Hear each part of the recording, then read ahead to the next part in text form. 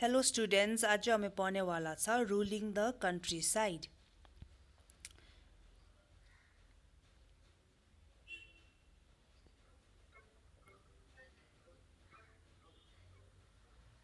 Indigo is an important dye with a unique blue color. This natural dye comes from several species of plants, but nearly all indigo produced today is synthetic. A variety of plants, including woad, have provided indigo throughout history. But most natural indigo is obtained from the family of plants Indigofera, which Why was there a demand for indigo? है अब indigo भनेको निर। Okay, so since indigo was very popular in Europe, the East India Company started pushing for the cultivation of indigo in India. So यो indigo या निर चाहिँ European कन्ट्रिजमा चाहिँ एकदमै popular थियो, त्यसले गर्दाखेरि इस्ट इन्डिया कम्पनीले चाहिँ इन्डिगोको कल्टिभेसनलाई चाहिँ पुरा पुश गर्नु थाल्यो इन्डियामा है।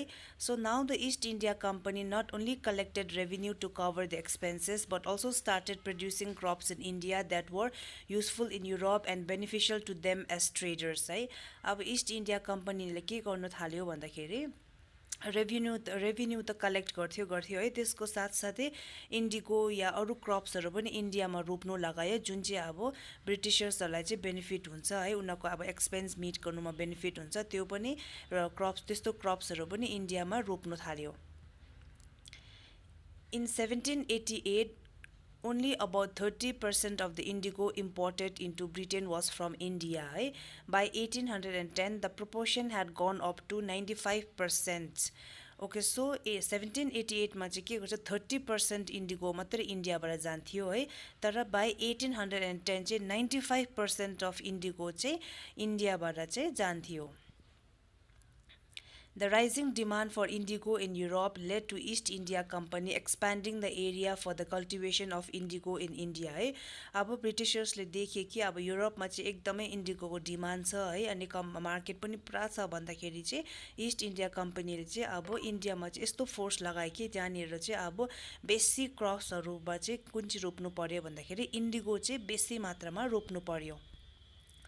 The profits that indigo was earning encouraged many Englishmen to come to India and become indigo planters है। अब यस्तो देखेँ कि इन्डिगो रोपेर इन्डिगो बेचेर चाहिँ एकदमै प्रफिट है, अब फाइदा पुरा भएको देखेर चाहिँ इङ्ग्लिसम्यानहरू चाहिँ के गर्नु थाल्यो, इन्डियामा आएर चाहिँ इन्डिगोहरू रोप्नु थाल्यो। Cultivation of indigo Indigo was cultivated in two ways under the rule of East India Company है। अब दुईटा तरिकाबाट चाहिँ रोप्नु थाल्यो इन्डिगो। फर्स्ट चाहिँ निज कल्टिभेसन भन्छ, सेकेन्डलाई चाहिँ रोयत कल्टिभेसन है। अनि निज कल्टिभेसनमा चाहिँ के हुन्छ भन्दा निज cultivation was a system of indigo cultivation in which planters grew indigo on lands that they either bought or rented out. The planters hired laborers to grow indigo on this land. Okay so निज कल्टिभेसनमा के गर्नु थाल्यो भन्दा indigo प्लान्टर्सहरूले चाहिँ के गर्यो, ल्यान्डलाई चाहिँ यस्तो ल्यान्डमा रोप्नु थाल्यो जुन चाहिँ इदर त्यो ल्यान्ड चाहिँ यो प्लान्टर्सहरूले किनेको हो कि त रेन्टमा लिएको ल्यान्डमा चाहिँ किन्नु थाल्यो, रोप्नु थाल्यो। अनि प्लान्टर्सहरूले चाहिँ अब लेबरहरू है, अब लेबर या फार्मरलाई चाहिँ हायर गरेर चाहिँ त्यो ल्यान्डमा, त्यो किनेको ल्यान्ड या रेन्टमा लिएको ल्यान्डमा चाहिँ इन्डिगो रोप्नु लगायो। Royal system. Under this system, the Royal peasants are forced to sign contracts with the planter. According to the contract, the Royal would be given a loan to grow indigo है। अब यो रोयत सिस्टममा चाहिँ के भयो भन्दाखेरि पेजेन्ट्स या फार्मर्सहरूले चाहिँ एउटा कन्ट्र्याक्ट साइन गर्नु पर्यो यो प्लान्टरहरूकोमा कि के हो, त्यसमा चाहिँ के हो भन्दाखेरि चाहिँ लोन दिन्छ है, लोन दिएपछि चाहिँ त्यो इन्डिगो रोप्नु पर्यो। The peasants used about 25% of their land to cultivate indigo. Once the indigo was harvested, it would be given to the planter and then the same cycle would start again है।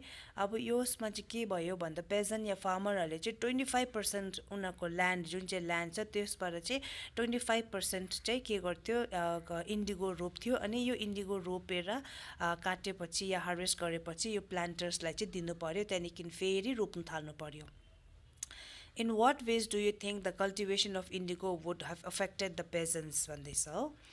अब one of the major problems that peasants faced in this system was that the planters forced them to grow indigo on good quality soil this soil had earlier been use to grow rice है। अब problem चाहिँ के भयो भन्दाखेरि चाहिँ यो प्लान्टर्सहरूले चाहिँ फार्मरलाई के गर्नु लगायो भन्दाखेरि जुन चाहिँ अब पार्ट अफ ल्यान्डमा चाहिँ एकदमै अब राम्रो प्रकारले क्रप्स आउँछ है। पहिला अब जुन चाहिँमा चाहिँ धानहरू रोप्ने गर्थ्यो त्यो धान रोप्ने जग्गामा चाहिँ इन्डिगो रोप्नु लगायो है। सो त्यो चाहिँ प्रब्लम भयो। अर्को चाहिँ indigo plants had deep roots and usually use of the nutrients of the soil, this made it difficult to grow rice in the same soil है। अब इन्डिगो रोप्दाखेरि के भयो भने इन्डिगोको चाहिँ अब इन्डिगो प्लान्टको चाहिँ रुट जरा लामो भएकोले गर्दाखेरि चाहिँ एकदम अब सोइलको फर्टिलिटी चाहिँ घट्दै गयो है। सोइलको फर्टिलिटी घट्दै जाँदाखेरि चाहिँ त्यो सोइलमा चाहिँ फेरि राइस या धान रोप्नु चाहिँ एकदमै साह्रो पर्यो। The indigo farmers were forced to sell indigo to the planters at very low rates. This meant that farmers were left with little money and food है। अब इन्डिगो चाहिँ प्लान्टर्सहरूलाई चाहिँ दिनु पर्यो अनि प्लान्टर्सहरूले चाहिँ त्यो इन्डिगो चाहिँ एकदमै कम्ती पैसामा किन्थ्यो है। कम्ती पैसामा किन्दाखेरि के भयो भन्दा फार्मर्सहरूकोमा चाहिँ एकदमै अब कम्ती पैसा रह्यो अनि खानेको लागि पनि पुरा प्रब्लम हुनु थाल्यो है। You are one of the peasants working for the British planters. How would you feel in this situation? What would you do है? So just imagine कि अब तपाईँ चाहिँ एउटा फार्मर हो जुन चाहिँ ब्रिटिस प्लान्टर्सको अन्डरमा काम गर्थ्यो अनि यस्तो सिचुएसन आएपछि तपाईँलाई के गर्थ्यो या कस्तो फिल हुन्थ्यो भनेर लेख्नु पर्यो है। द ब्लू रेबेलियन है। The farmers were angry about the cultivation of indigo as it affected their soil and made it unfit for cultivation of important food crops like rice. They were stuck in a cycle of loans है। अब blue रेबेलियनमा चाहिँ के भयो भन्दाखेरि चाहिँ फार्मर्सहरू चाहिँ एकदमै रिसायो किनकि अब इन्डिगो रोप्दाखेरि उहाँहरूको सोइलहरूमा सोइलको फर्टिलिटी जाँदैछ है। सोइलको फर्टिलिटी त जाँदैछ प्लस अब त्यो इन्डिगो पनि एकदमै कम्ती पैसामा चाहिँ बेच्नु पर्दाखेरि पुरा प्रब्लम भयो है। Tired of the consequences of cultivating indigo, the farmers of the Bengal decided to rebel against the planters. In 1859, many of them refused to grow indigo and pay rents. They also beat up the agents of planters who came to collect the rent and sign contracts with the ryots है। अब फार्मर्सहरू चाहिँ एकदमै रिसायो है। रिसाएर चाहिँ के गर्यो भन्दाखेरि चाहिँ उहाँहरूले चाहिँ अब एउटा रिबल भएर अगेन्स्टमा गयो यो ब्रिटिस प्लान्टर्सको है कि हामी अब यो इन्डिगो रोप्दैन, इन्डिगो रोप्नु सक्दैन है किनकि अब यो इन्डिगो रोप्दाखेरि चाहिँ अरू फुड क्रप्स रोप्नु पनि प्रब्लम हुँदैछ। त्यसले गर्दा अब उहाँहरूकोमा पैसा कम्ती भयो र खानाहरू खानेको पनि प्रब्लम भयो है। सो त्यसले गर्दाखेरि चाहिँ फार्मर्सहरू चाहिँ अगेन्स्टमा गयो British प्लान्टर्सको। The farmers received moral support from the Indian press in the Kolkata. The Indigo Rebellion was portrayed in drama and poetry, thereby drawing the attention of many more people है। So यो रिबलमा चाहिँ के भयो पुरा support पायो फार्मर्सहरूले है अनि Indian प्रेसबाट पनि एकदमै सपोर्ट पायो।